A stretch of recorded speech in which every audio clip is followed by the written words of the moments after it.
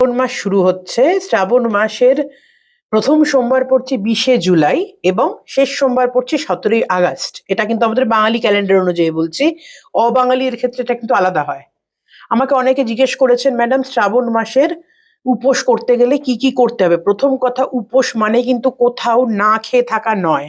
উপোস কথাটা এসেছে উপভ্রংশ, উপবাস থেকে, যেখানে আমরা ঈশ্বরের সম্মুখে বাস করি এবং তার চিন্তা করি, তার ভাবনা করি, তার কথা বলি।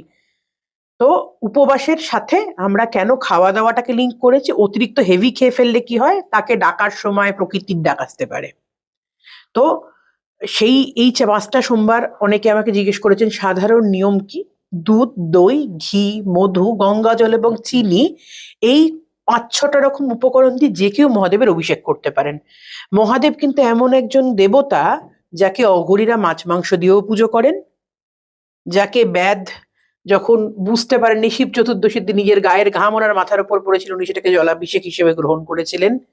এবং আপনার বাড়িতে যদি কিছু আয়োজন না থাকে, জল, বেলপাতা এনাফ ওনাকে তুষ্ট করার জন্য।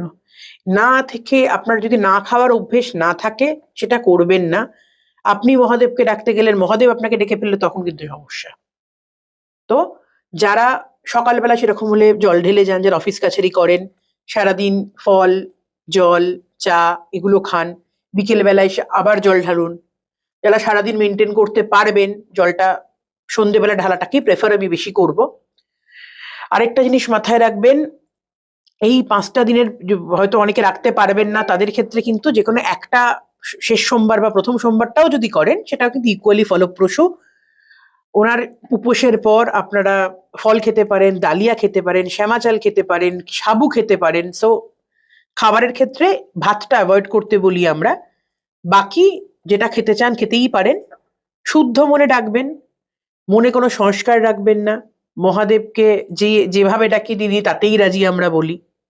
এটুকুই রইল আজকের জন্য। আর কিছু প্রশ্ন থাকলে দয়া করে আমাকে ইনবক্স করবেন, আমি চেষ্টা করব উত্তর দেবার। জয় শ্রী মহাকাল, নমস্কার।